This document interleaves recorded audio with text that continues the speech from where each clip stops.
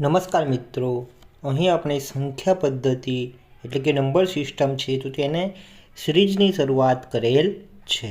તો તેમાં આપણે ઓલરેડી દાખલા પ્રકાર 1 છે જે કમ્પ્લીટ કરેલ છે. હવે અહીં દાખલા પ્રકાર 2 છે એ આપણે જોઈશું. હવે દાખલા પ્રકાર 2 છે તો એ કઈ ટાઈપનો છે?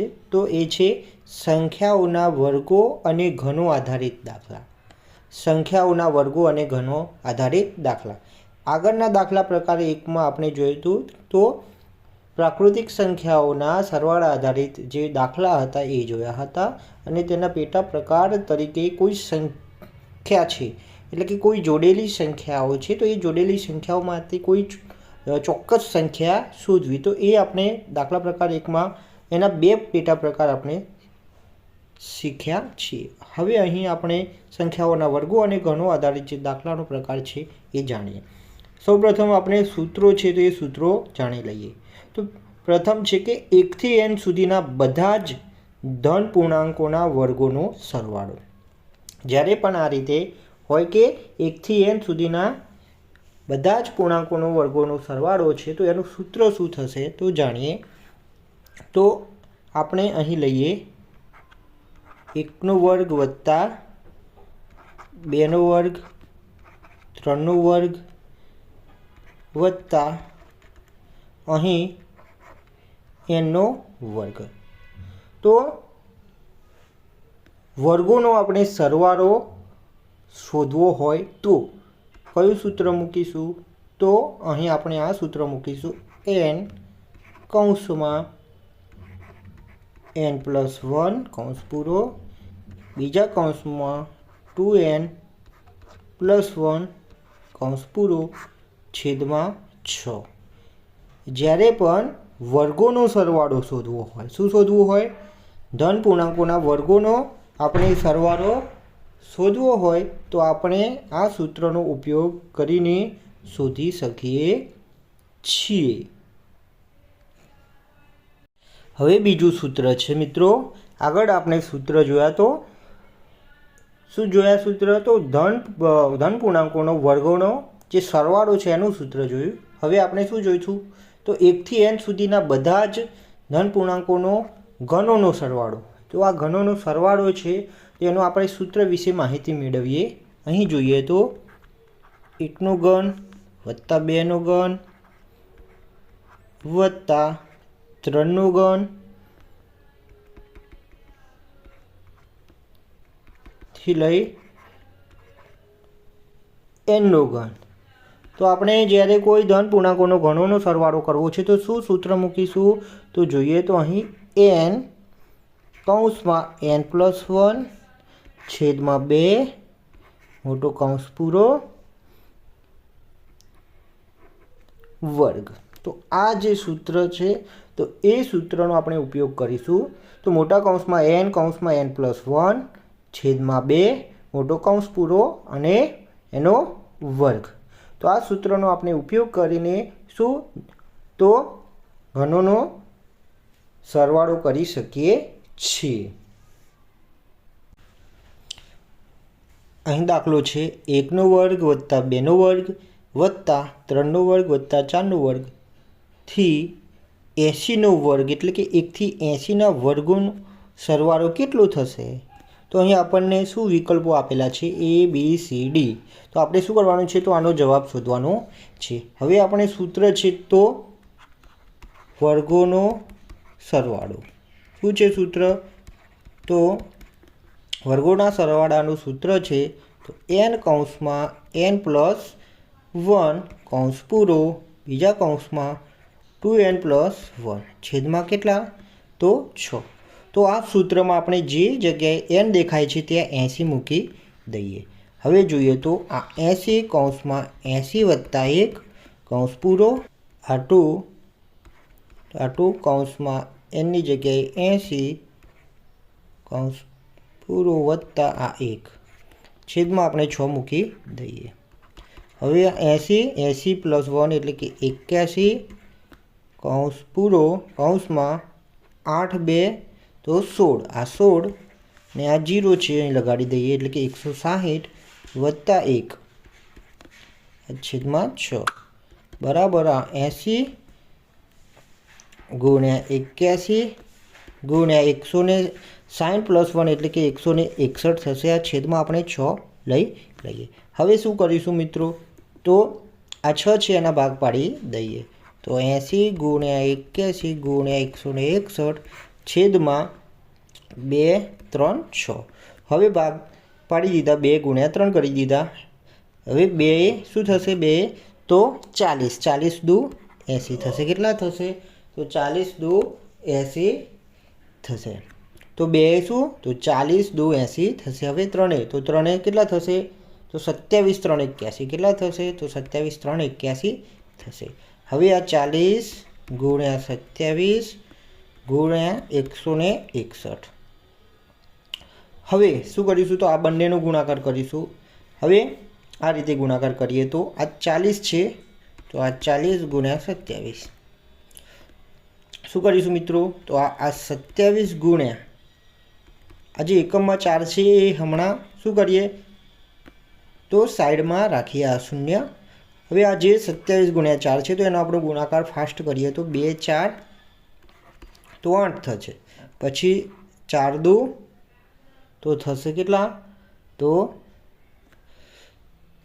4 7 તો 28 થશે। કેટલા થશે, 28। આનો સરવાળો કરીએ 8 ને 8 8 ને 2 કેટલા થશે, 10 થશે।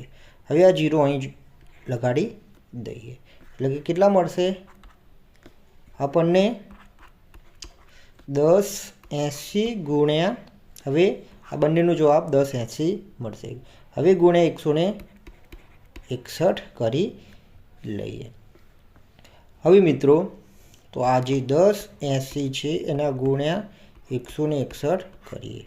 આ જે 0 છે મિત્રો સાઈડ પર લખી લઈએ એટલે કેટલા મળશે આપણને, 108 ગુણ્યા 101 108 ગુણ્યા આપણને મળશે 161 મળશે। કેટલા મળશે, 161 મળશે। 108 ગુણ્યા 161। હવે આને શું કરીશું, તો જે ઝડપી ગુણાકારની જે ટ્રીક છે તો એ પ્રમાણે આપણે ગણતરી કરીશું। હવે આ જે 0 મૂકેલું છે એ 0ને અહીં આપણે શું કરીએ, મૂકી દઈએ।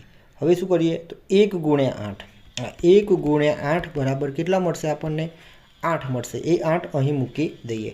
હવે મિત્રો શું કરવાનું, તો આ બંનેનો જે જવાબ હશે એ બંનેનો જે જવાબ હશે એ જ આપણો શું હશે, ફાઇનલ આન્સર હશે।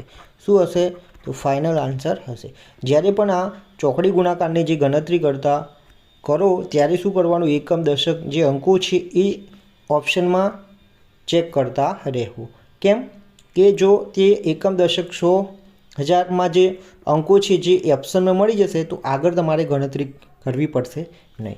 હવે અહીંયા જોઈએ આપણને શું છે, શૂન્ય, તો એ શૂન્ય એમાં તો આ પણ શૂન્ય છે અને અહીં પણ શું શૂન્ય છે। હવે બીજું છે એ દશકમાં તો 8, તો અહીંયા પણ 8 મળી જાય છે, જ્યારે અહીં શું મળે છે, 7 મળે છે। મતલબ આપણો કન્ફર્મ જે જવાબ મળે છે એ કયો મળે છે, તો એ મળે છે। મતલબ કે મિત્રો આગળ જે ગણતરી છે એ કર્યા પહેલાં જ તમે જવાબ છે એ શોધી શકો છો।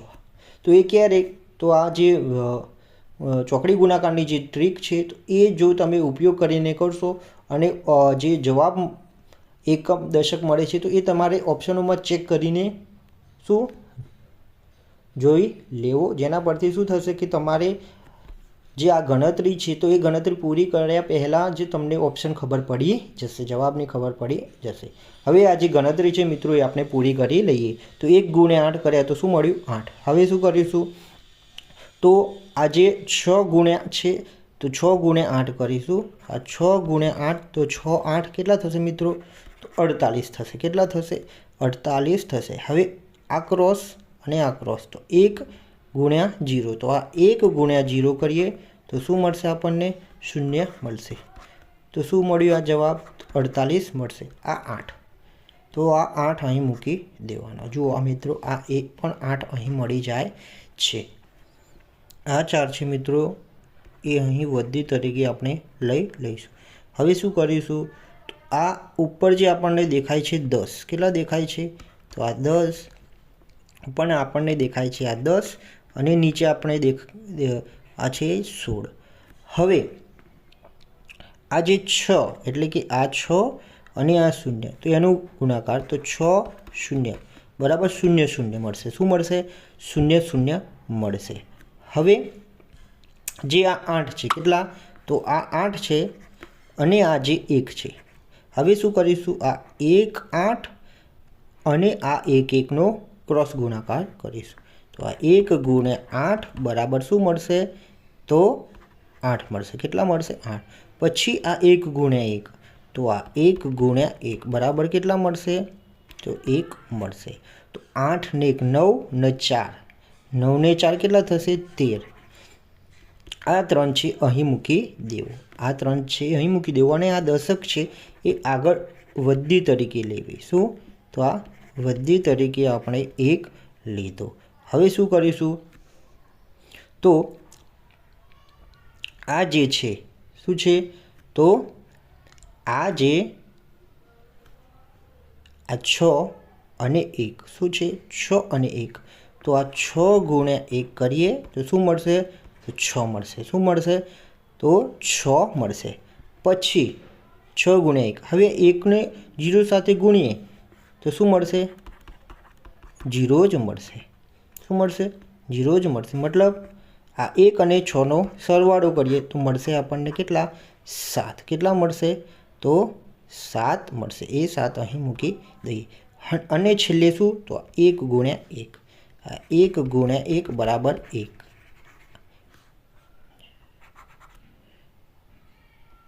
તો આ રીતે આપણને આ જવાબ મળે છે. તો આ 3 ડિજિટમાં જે છે મિત્રો, 3 ડિજિટમાં